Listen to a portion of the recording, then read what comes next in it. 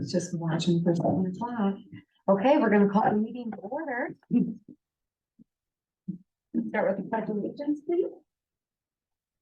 Pledge allegiance to the flag of the United States of America and to the republic for which it stands, one nation, under God, indivisible, with liberty and justice for all.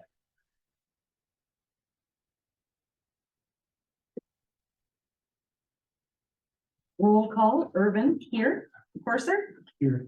Laraway, Here. Wickert, Here. Bright, I'm present. the freshie, Here. Simon. Yep. Okay, everyone's got the agenda in front of them, I'm looking forward. That's all right. Anything? Make a motion that we approve the agenda. I second Okay, all those in favor? it. Moving along, has everyone had a chance to take a look at the minutes? Yeah. Any comments? Minutes, or I'll look for a motion for that? Motion to approve. I second. Great, all those in favor?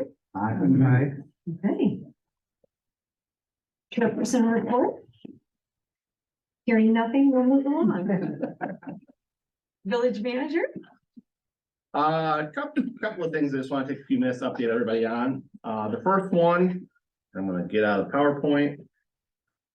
Just on June the 1st, we launched a rebrand of our website. Yeah. So this is a project that we started in April. And same basic content, same basic philosophy that we had on the previous version of the site, where we break things down into government, community, and services. Our philosophy is you shouldn't get more than 2 clicks to find what you want to look for. So if you want to look for the budget, boom, you can go there. And then there's the proposed budget for this year. Same with boards and committees. So all you fine folks are on there. One of the things that we did earlier this year that we brought over from the existing site is on the application for appointment page. So people, if they want to apply to any of the committees, we went through and put down kind of a brief little summary of this is the function of the board. So give you an idea of what type of work you'd be doing if you wanted to serve on that board. That's good. Followed by, here's the time commitment that you're gonna look at. So this is how frequently it meets, this is how long the meetings typically are. We hope those are things that people can find useful when they're looking at, do I really wanna do this? Do I not wanna do it? And then you can apply right from our website. Oh, wow. So right there, fill it out, boom, comes to me. The nice thing about this is when we were doing the lake committee, I have a CC capability. So those people were being sent to my email and to George's. So both organizations were seeing the applications as they were coming in live. One of the things that we are the most excited about on the new website is this is called eNotify. Through eNotify, you can sign up to have either text or email sent to you for anytime we update any of these pages. So our news, so around the homepage, we have a box for news. That's where we're going to put kind of like press releases, those type of things as we roll them out. Meeting minutes and agenda. So just updated the minutes from the 3-minute council meeting this morning where we approved a grant application. And went in my office. By the time I got back to my desk, Jeff had already got the notification the page had been updated. Wow. Special election this year and bid opportunities, which we don't do a lot of bidding anymore, but that's one that, if buyer's guide, whoever wants to sign up for, it's a perfect opportunity for them. Calendars function the same as before.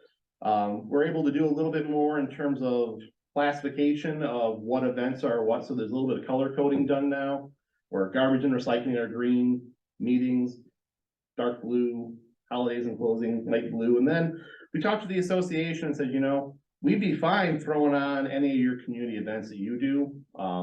So there's only 3 right there on the site right now, the 5K, the member picnic, and the annual meeting are the 3 that we've got on our site. And all of those, when you click on them, they'll say, for more information, contact the LIPOA at their phone number.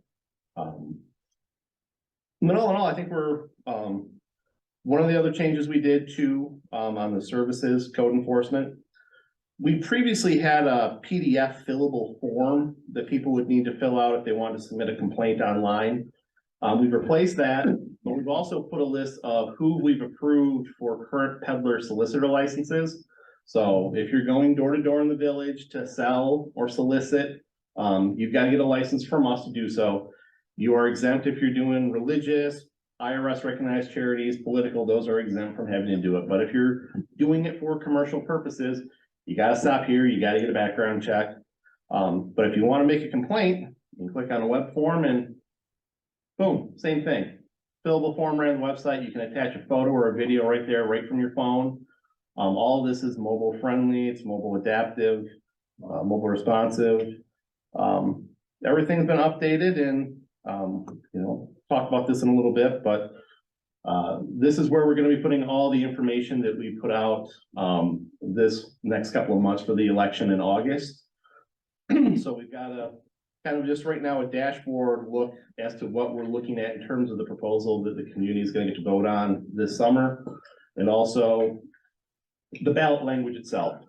We're working on right now a dedicated newsletter that kind of outlines the project with some photos, breaks it down into each different area, postcard mailing, and another full newsletter that is just FAQ type stuff. And we have, I think, a last count about 25 FAQs that people have submitted to us. We're going to be following the same kind of plan that we did last fall, where we've got some community meetings planned in July for people to come in, get questions answered. But all in all, really pleased with how the site turned out. It looks, it's fresher, it's more up to date with just the style of websites that are now. One of the things that we had to kind of figure out was, if you remember our old site, we could have 3 or 6 boxes at the bottom. So we would have like, here's the packet, here's the Zoom link. It's like, how are we going to do that and not overwhelm the front page and make it cluttered? So we've got it in this box here. And so right there on the home page still, you can find the Zoom link and the packet. I believe we did that on the calendar too. So the calendar for today's meeting, yep, got the Zoom link right in the calendar. Can you leave that up again, Jim, real quick? The calendar thing, and open one of the things up.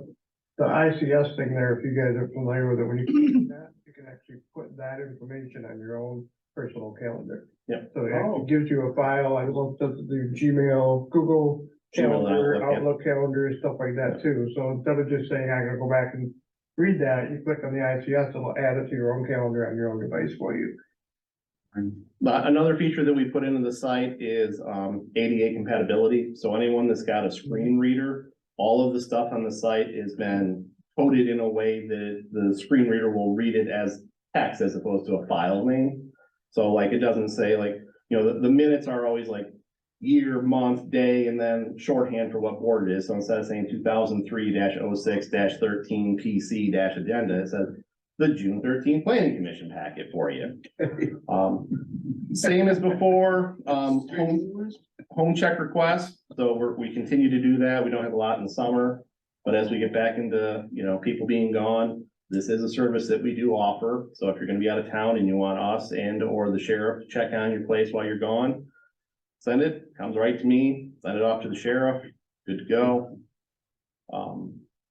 But yeah, the site's really nice. We've got both of our socials linked to it down here on the bottom. We have a Facebook page and obviously a YouTube account where we post our YouTube videos for the meetings.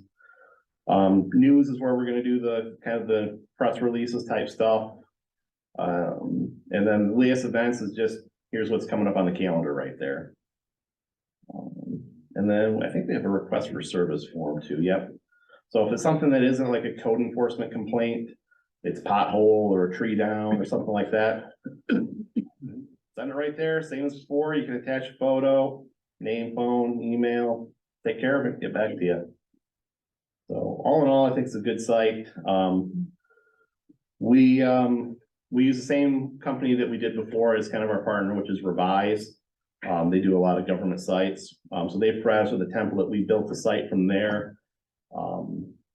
They do the tech support on the back end for us, but yeah, it's an exciting process. And I think, hopefully it'll serve us well. The last site we did was, I think, 2017. Yeah. So it was 5 or 6 years. It was time to kick the mud off the tires and give it a new facelift. Moving on, we have a new employee, Mark Westlock, started a little over a month or so ago. He is our he's replaced Jim Durham as our code enforcement officer. We just purchased a dedicated vehicle for code enforcement that's going through all the bells and whistles of lights and decals and mechanical fixes, that kind of stuff. It's a used vehicle. The council is looking at updating the nuisance regulations in our ordinance book. So this is everything from blight to noise to trailer storage to fireworks, that whole section.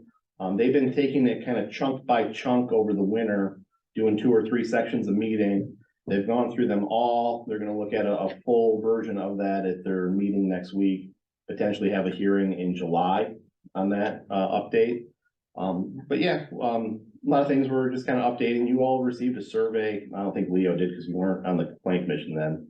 But I sent you all the nuisance regulations and, you know, is this a priority for us to enforce? This is not. So, you know, a lot of that feedback went into what we took out of this. This morning, the council had a meeting that lasted a whopping 3 minutes. And we approved a grant application to submit to MDOT to seek funding of $169,225, which is 50% of the construction cost, to mill and fill Clubhouse Drive from Coldwater Road, just past South Park, down past Parkview. So take 1.5 inches off, put 1.5 inches back on. About 1.52 miles off the top of my head. It's a very competitive process. We've not had a lot of luck in the past with the program, but the legislature heard from several villages that were pretty upset that you're sitting on like $6 billion of money and you fund this program with $2 million annually. Why don't you open up the checkbook a little bit, boys? And so they have dumped a decent amount of money in, I say like 20 million into the pool this year. So that's why we applied, because chances are better this year. And then last but not least, we're having a special election on August 8th. Everyone's gonna vote at the Sherman Township Hall. Both townships? Both townships, we've consolidated the precincts because we're the only thing on the ballot. Because it's a local election, you don't have to do any of the nonsense that got voted in last fall in terms of early voting and you know, whatever was proposal 1 or 2. Yeah, none of that applies to this. So on Tuesday, August 8th, voters in our community will have the chance to vote yay or nay on a 3 mil tax increase to fund lake and river improvements. The map of what we've been working on is right there in the back of the room. So as you know, last fall, we presented a recreation and lake proposal to the community that was 2.75 mils. It went down by 35 votes. We heard considerable feedback, and all of us said, if you do the same thing for just the lake and river, we'll vote for it. Yeah. So we reconvened the lake committee this winter. There's 3 from the village. Mr. Laraway is one of them. There's 3 from the association, and then we have 3 community members at large who aren't tied to either organization. And they've met multiple times. All the minutes are on our website on the minutes page. And they've put together a proposal, worked to get decent estimates as far as we can get at this point in time. All this obviously subject to permitting approval from the powers that be at Eagle. But presenting a proposal that's going to focus on the river, several of the coves, and then a big chunk in the southeast corner of the lake. And so hopefully as we roll that out, we'll have people that, you know, are educated in the process and make an informed decision. You know, that's all we can ask for, is at least get all the information and understand it when you're voting on it. So with that. And we'll be continuing to update people. Correct. On it. Yep. Plans for community meetings Mhm. and the whole picnic, we'll have an information table. Presentation. Yep. Not sure which yet, but I don't know either. either way, it'll be a good opportunity for other people in the community to get the information as well. You're all set, Tim? I'm all set. Okay. I have a question. Mhm. I read in there that Isabella County Sheriff came out and gave a talk. And they were talking about if some kind of millage didn't go through for them or some kind of thing that they might have to cut off our sheriff. That was County Commissioner Chris Embry, Right, right. who, the county. Well, can I say this politely, since it's being recorded? The county has done some accounting and forecasting and realized they're gonna run out of money in about 3 years. The reality that hit after they approved building a $48 million jail. Different story there. But they want to go back to the community and request that there's a reapportionment done, and they want to bump their operating millage from 6.6 to 9.6. Which would be, by my research, the highest county millage in the state. Really? Yes. I didn't realize that. Yeah. And they're blaming it on, the cost of retirement being one of them, Payroll payroll. And so the county benefits. closed their defined benefit retirement plan in like 2004, I think, 2003, 5, that range. Which, is smart in one aspect, but at the other end, you don't have anybody paying in now in terms of new hires.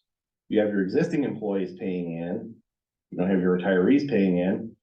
So that ARP payment is coming out of the county general fund to cover that shortfall in the actuary on the retirement fund side. And, that's a substantial amount of money. And this is the problem when you do that and you don't then go and bond out that debt. So most places that I've seen that are successful when they close that pension plan down and not face this situation, go out pretty quickly and they take that debt and they bond it out. And then they have a manageable payment over a 40-year span, as opposed to trying to catch up from being 50% funded and 60% funded. The county didn't do that. County didn't bond out, and now with interest rates where they are, it wouldn't make a lot of sense, I think, for them to bond out at this point in time. So those are some issues that they've got to sort through and figure out. But they did, the threat was certainly made known that road patrols would be one of the things they'd want to cut. At the very least cut back on. But back on, yeah.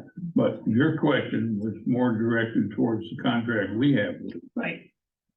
Which Would that still be in effect? Oh, we yeah. pay for, they don't. Yeah, we pay for that, so. So that would stay on. Yeah. Okay. Right now, the rumor is, I shouldn't say the rumor, the idea, if you watch any of the county meetings online, they are still putting it on this November ballot. So there is a strong potential at this point that there is gonna be an election in November as well, in Dare County, asking for up to a 3 mil on that as well. So if we're asking in August for 3 mils, and then they're coming back in November and asking for 3 more mils that goes to the county. I'm actually, as much as I wanted to push ours to the November one, I'm happy that we're doing in August now, so we get any taxes being raised, and then we'll see what happens in November, but I have not heard anybody who's really in favor of it, so, pardon me? That'll put us at the trough first. Yes. Yeah, And the money's coming here, not going to the county. But in answer to your question, again, we pay that, the county doesn't. Yeah. Okay. Other than employees and officials of Isabella County, I've not heard any person that is in favor of this. I agree, so, yeah. Plus, they have to get a committee together, that committee will tell the county board how much they can ask for, if they can ask for anything at all. It can be up to 3 mils, they cannot go above 3 mils, so. So there's a lot of that stuff still going on in the background, but from what I had talked to the county administrator recently, the plan is to still look at this November for an election for that. Anything from the village council, Mr. Leroy? Well, just about everything on that has been covered, but, the report I was looking at would cover April 18th, May 4th, May 15th, and today, so summarizing 4 different meetings. Tim's pretty well covered the 3-minute meeting we had this morning. There was a public hearing that we held on sale of village-owned lots. which was resolution 2023-23. That was passed with no problem.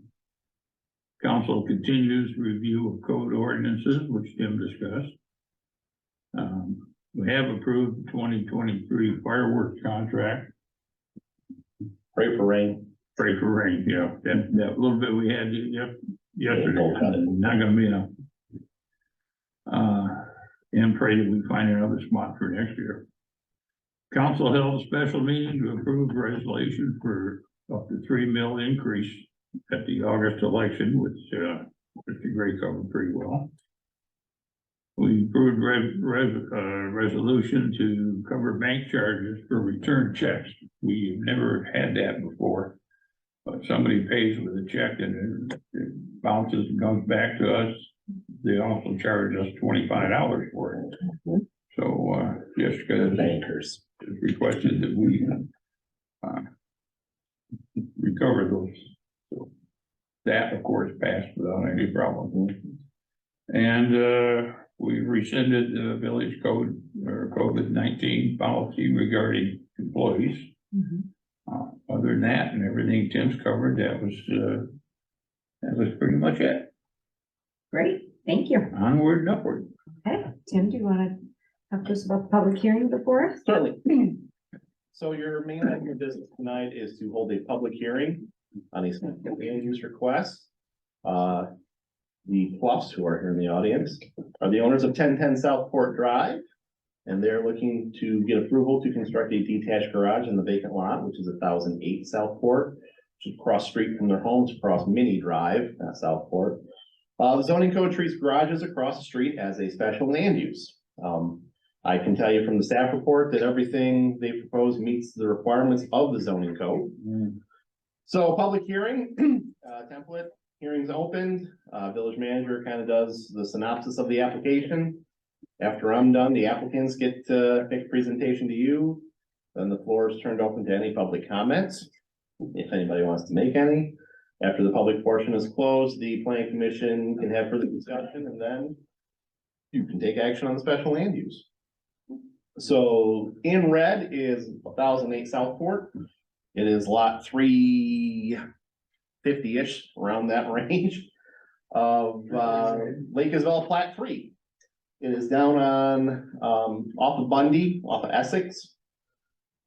In full disclosure, in the top left-hand corner, the house that's up there is where yours truly lives. This is the drawings of what they're looking to build. It's a 2-story detached garage. You've got the floor plan in the packet that does the outline of the spaces they want to do. The second floor has got office space, workout area. They are proposing to have restroom facilities inside there. They do know they have to get permits from the health department for that. As of last week, when I talked to Tracy, they hadn't processed it yet, but they were working on it. So I don't foresee any issues there at all. All the points, they have more than enough on all sides of the building, on the point requirement. Yeah, I will point out that this was made possible. One of the amendments that we put in the zoning ordinance last year when we went through it is before, if you had sidewalls over 12, all the points got doubled. We knocked that back to 1.5. So that made it possible to do this project. And in my opinion, I think that it looks very nice. I think it looks very much like a home. I think it'll blend in with the neighborhood well. All the new builds in terms of new homes in the neighborhood for the last several years have been 2-story homes. Like, well, literally the one next to me, the one next to them that destroyed my view of the lake. So that's a look at the property from just a little bit in the air. So that's kind of the location that they've staked out for the garage. That's their house immediately on the left. The house originally was 1,008 square feet of ground floor space. They did an addition in 2017 where they put on a 624-footish garage and then a full second floor. So they got about a 1,700 square foot footprint, roughly the same for their habitable space. The garage, I think, comes in at like 1280-ish, somewhere right around that range, 1290. 1300 is the cap, so they are in compliance with that. Prior to the meeting, I've had contact with two property owners about the project. The first one is Deborah Billsby, who is 2 lots to the north, so at the corner of Minnie and Essex. She was concerned that, it's gonna detract from the view of her lot to the lake. Her and I had a nice heartfelt discussion about that. Discussed that, her lot is substantially higher because of the way the hill is there. And she candidly asked if it would impact my decision if I were to buy her lot. And I said, as village manager, I can't say yes or no to that question, but as the guy who lives down the street, it wouldn't, because I don't think you have a great view of the lake from your lot to begin with. You're looking down at a bunch of boats in Maury's Island, where the money view from that lot is Bundy Hills and the sunset that way. I mean, that's the view that lot has that is unique and special, in my opinion. That's the view that I prefer, is Bundy Hills. That's just my opinion. This is a look at both of the lots looking down Minnie Drive. So this would be facing to the south. House obviously on the right, vacant lot on the left.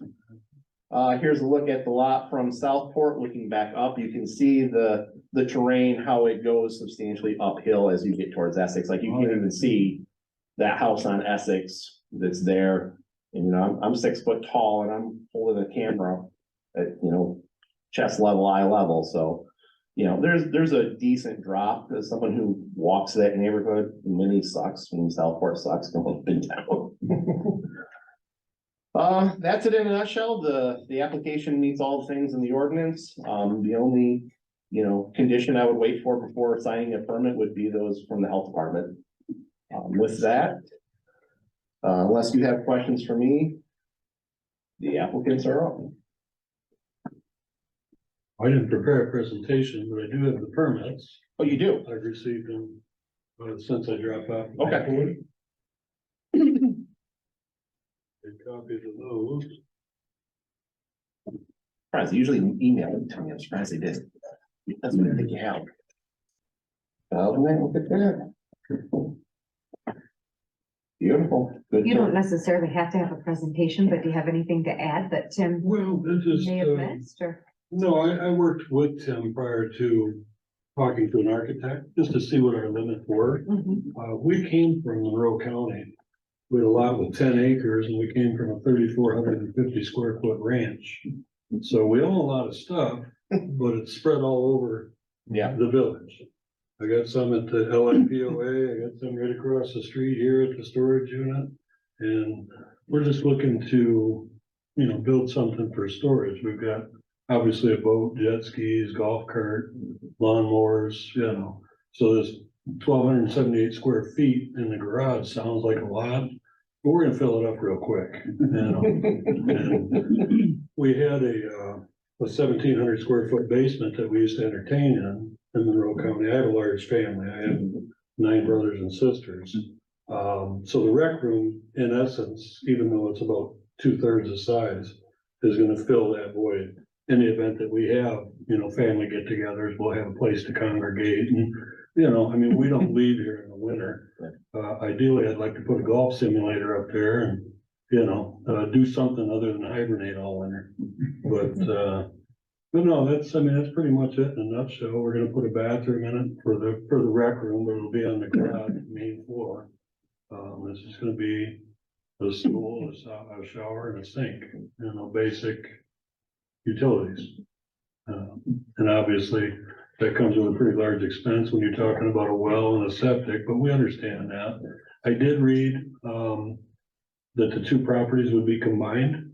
Yeah. Okay. So you can't decouple them. Right, and we have no issue with that. We're not building something with the intention of selling it. We're building something with the intention of using. And can I also add that, since living here, we really have just loved being here. We love the neighborhood. We want everything. That's why we're spending extra to make it look nice, not just putting up. We had a pole barn in Monroe County. we're from a farm family, we know what a pole barn looks like. We are spending the extra because we want to keep the beauty of what is Lake Isabella, and that's important to us. I retired from teaching downstate, but when we moved out here, we saw how badly we needed teachers. So I'm back teaching again in Mount Pleasant. Eric has a job, out here where he's a salesman, so we need office space. His computers and stuff all over is driving me nuts. That's why we're putting up the offices up there, so we have some place to work out of with our careers that we have started out here. And we can only build so much into the home we have now. So that's why we would like to, but we want to, again, assimilate it into a beautiful area that is Lake Isabella and not just put up a plain looking pole barn, so. You know, that scenario is exactly why the council in 2017 said, you know, we can let people hop the street because they're boxed in. You know, they can't build on the lot next to them because there's already a house there. You know, the lot behind them, it is vacant, but it's, you know, like a 1.5 acre lot. It'd be a terrible waste of that property just to slap a garage on it for the sake of having a garage. So, you know, that lot across the street has been vacant since it was platted in 1967. This is a perfect project, I think, for it. It looks like a home. I totally agree, because back when we first talked about doing houses across the street, you mentioned exactly why I wanted to do it. We wanted to get the toys and tools and everything else out of the front yards, out of the side yards, out of the backyards, hidden somewhere. Right. This works perfect for doing something like that. So it's a perfect example. Really happy that we did do all that. So short of a kitchen being in there, it's practically a full house as it is. so. It's got multiple overhead doors, so I mean, it's, you know, strictly garage on the bottom. Yep. Yeah, like I said, we have no intention of selling it, but we're building it to use it, and that's that. Any additional questions? You're gonna put air conditioning, heating in it and We everything? are, yeah. I'm gonna use, Mount Pleasant Heating and Cooling to do that for me. The drawing shows the gas line coming in, and it shows the furnace room on the first floor. Correct, yeah. Right next to it. Air conditioning is a big question, but Mhm. Aside from Mrs. Billsby's call, I talked with Angela Schofield, who, you know, asked for a copy of the application, asked me some questions, and then emailed me that she has no objections, so. We have no other comments that have been submitted via email, phone, and there is nobody online that wants to ask a question or anything, so I think you're good to close public comment. Okay, Very good. public comment is being closed. And if we have no additional comment from those of us up here, I'll entertain a vote. I do. I said, yeah. Get that gavel out. I'm a fast mover. The drawings of it, the plan and everything looks really nice. Yeah. It's almost, people say you move into it. And I'm a little concerned there that we keep calling it a garage for storage. And yeah, underneath is garage for storage, but above it is basically a house. Your two offices have closets in them, so you can turn those into a bedroom. That would be no problem. You have a big open area, you've got a bathroom and a shower in it and stuff like that. So it's almost another house, not a garage. There's not a shower in it, I don't think. Yeah, there's a shower in it, and you just said though. Yeah. No, there's, I saw Yeah. that sink. So to be talked about up here too, but I'm just a little concerned that it's almost like a mother-in-law place that we built across the street. It doesn't fit the definition of a garage. You say in here that it's proposed storage, proposed for storage in your comments that you gave to us. Sure. Proposed for storage, but that's kind of half right and half not right. Because the bottom storage, but the top isn't. So I wonder if it meets the definition of being a garage. I would argue vehemently that it does. Yeah, I would Garage is definitely- intended for the storage of self-propelled motor vehicles, is what the ordinance defines a garage as. That is what the ground floor is doing. So when do you draw the line at the top? They put a kitchen in, somebody puts a kitchen in at the top and they've got another house. Is there an ordinance against having a kitchen in the top? No, but I think you're not supposed to, if it's a garage, it's a garage. If it's gonna be a house, it needs to be a house. A house now has a garage attached to it. Okay, so this is basically a garage that has a house attached to it. And, you know, I'm struggling with the difference between the two. You know, I think every across the street garage that has been approved is 2 stories with storage or rec space on that second floor. This is number 5. I think that one it was not, most was not. All's was, Peterson's was. None of the others have heating and cooling or water, as far as I remember. And, yeah, So I agree with Mike in the sense that it's coming really close to being called a house. I don't really care either way. My only question would be in the future, if you Yeah. guys decided you wanted to sell it, when you join those two, You can't unadjoin. Together, garages, they yeah. don't you have- can't unjoin them as a garage. But if it became a house, then yes, you could unjoin them because now it's a house all on its own. So I'm assuming they would be able to break that at that point. I mean, that's why I said earlier, like, other than a kitchen, it is a house. I agree with Mike in that point, so. Well, I still don't have a problem with it doing what they want to do. I have no problem approving it, but. I do agree with financing Mike, so- wise, this would never pass as a house. This is a garage. An appraiser would say it is a garage with improved space. It would not pass as a home, even if they made the upstairs into a 2-bedroom with a kitchenette, it would still be a garage, and you can't finance that like a home either. so what would make it a home that you'd finance? You would have to have a lot less garage space. They would have to convert the garage space down below and have, say, 800 square feet of garage and the rest of it, because once a garage surpasses the square footage over a certain percentage, it's not a home. So all they have to do is put a drywall up down below and they've got that handled. Do you mean when the garage, do you mean that's a living space is smaller than the garage area? Is that what you Correct. determine between the garage and the house at that point? Mhm. Okay, all right. Cool. I know you're. And I in the mean, business, that's why I'm anyone, asking. I mean, anyone could convert anything they want into something and add a kitchenette and do all of these things. But that's not what we have before us today. We don't have something with a kitchenette in it, and so. I agree with you, and again, it looks like a house, but Mhm. what we're doing is we're setting something up, calling it a garage, and we're leaving so many loose ends on there that, you know, once it's done, it's done. You're not gonna go in and say, let me inspect upstairs. I need to see if you put a stove up there. Not that you would do anything like that at all. I'm worried, we did this once before on a garage across the street and played holy hell for the next year with it. Yeah. That's why you And- let it have metal siding. I just wanna make sure that nobody comes around and says, well, they built like a mother-in-law system, so why can't I? You know, there's 4 of those exact things in the neighborhood. With bathrooms and showers? Yeah. They look at one right across the island on Maury's Island. That's a 2-story garage with a guest room on the second floor. Mhm. You go down Bundy Drive, you got Well, Doug Sutton's old place, those 3 houses right there that have the giant garages out toward the street. At least 2 of those have guest rooms on that second floor in the garage. With gas, with- I don't remember Sutton's house, but in there having water and shower and bathroom and that kind of stuff in there. That, in that sense, to me. From seeing the people partying there, I could No, tell no, you. no, I'm not saying that hasn't changed since then. I haven't been in that house in years, but Yeah. that to me is, I'm on the same length as Mike is, and when I look this over, I'm thinking, short of a kitchen, this is a house. You know, but I understand Amy's thing too, is that if there's more garage space, square footage than living, then maybe that's what would designate it to be a garage more than it would designate. it to Correct, be a an house, investor so- would say this is a garage and they will not finance that outside of a bank.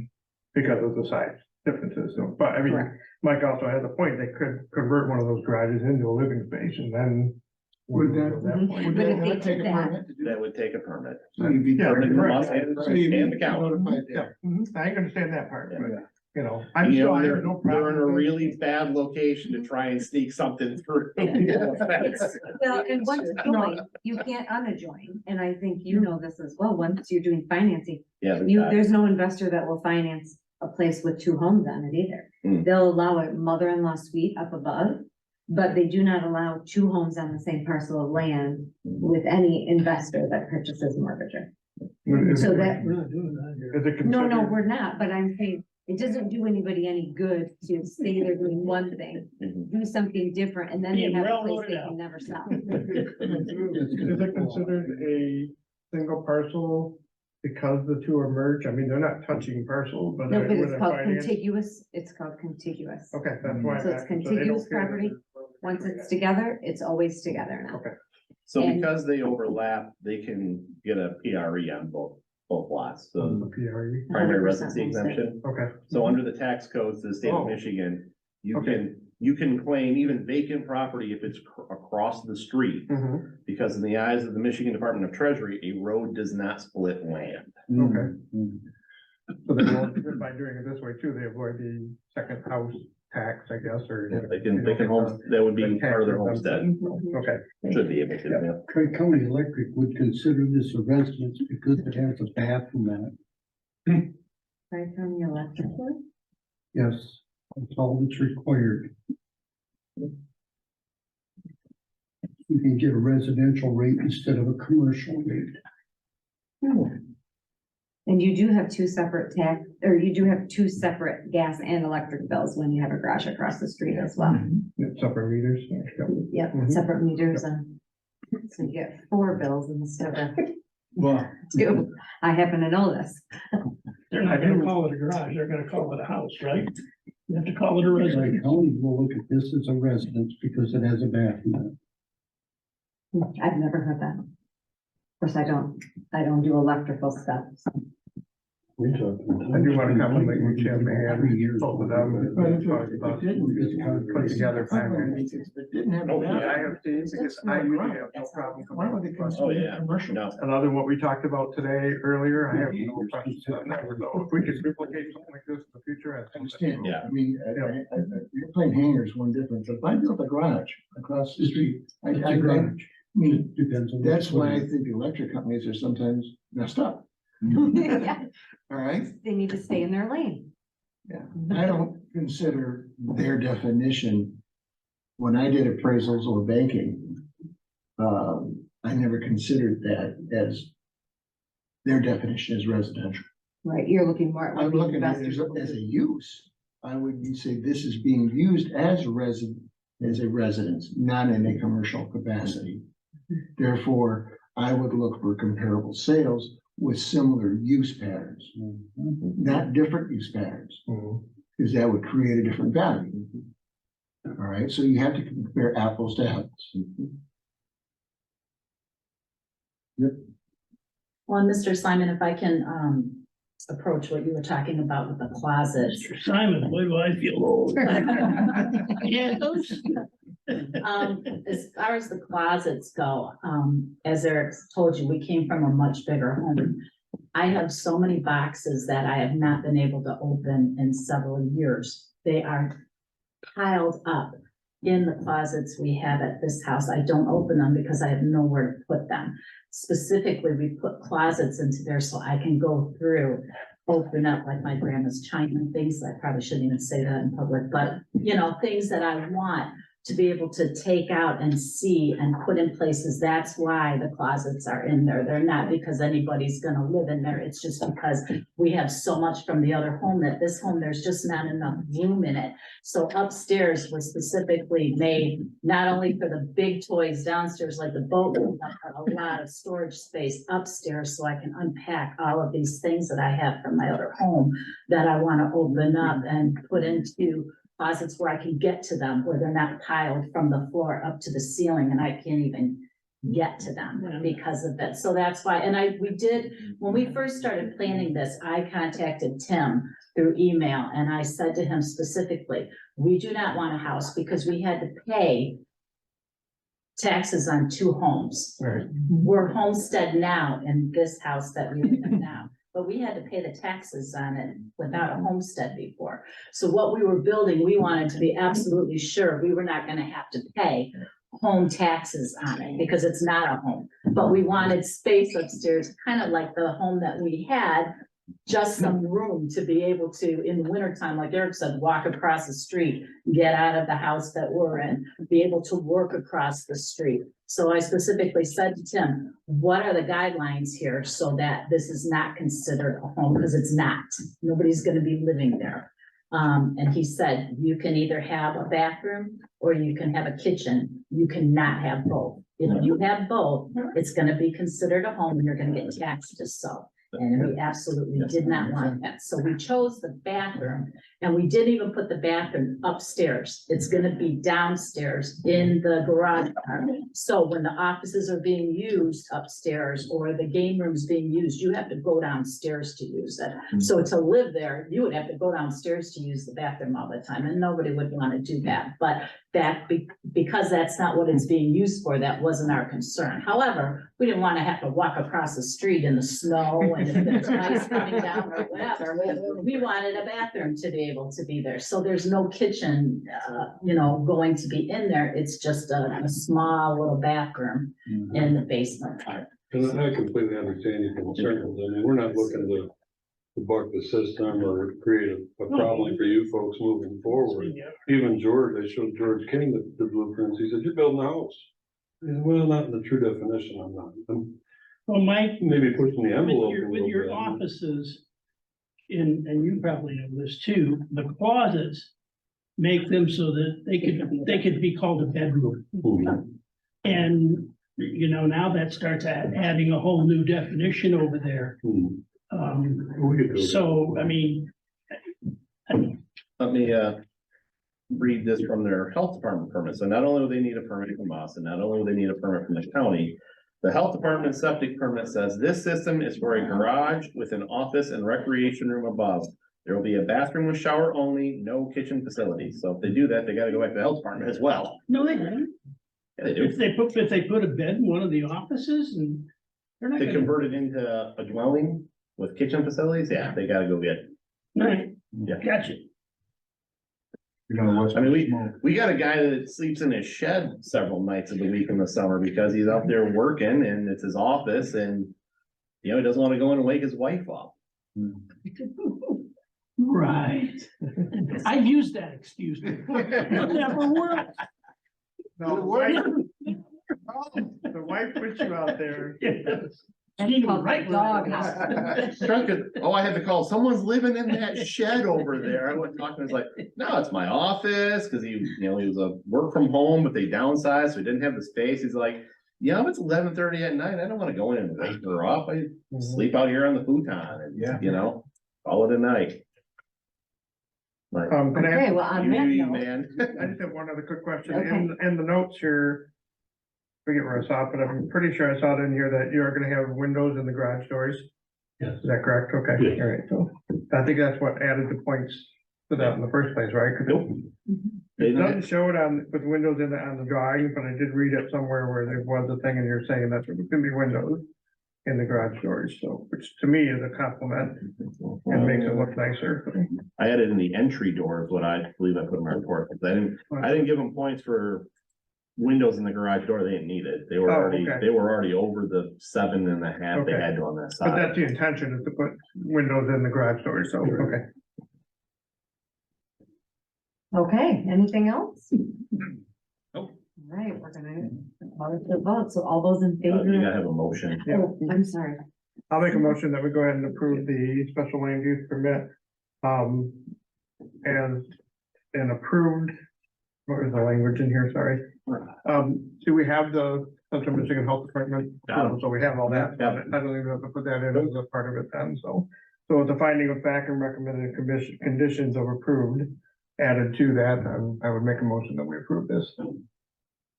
I'll second it. All those in favor? Aye. Opposed? Thank you for that definition, 'cause that's what I was having a hard time, garage house, but now I can go on garage. I will email you a signed permit tomorrow morning. Okay, thank you. Thank you, everybody, for your Thank time. you. this Welcome. evening. Thank you for coming in. Appreciate it. Have a wonderful summer. Thank you, you too. Thanks for the cookies, they had no Yes, influence on my thank you. decision. I will say that for public. Try and keep that noise down over there. That's true too. I say, I think your new neighbors are fine, maybe. Oh, they're wonderful. Don't have any issues with They're them. really working hard on the more Yeah. across the bay. They have really Yeah. worked. So, Looks like $1 million already. Yeah. yes. Good. Yes, it looks really good. Property. All right, everybody, have a great Good. evening. Yep, Thank you too. you, too. Doesn't look like we have any existing business. Nope, no public. When do you guys wanna meet next? You were gonna meet in July. But you met tonight, and you weren't gonna meet tonight, so do you wanna take July off? Bump to August. Well, August is the day of our election, Great, so August 8th is the election, so we would not be able to meet that and I'm night. working the election too, so. So you'd be at September 12th then. September 12th.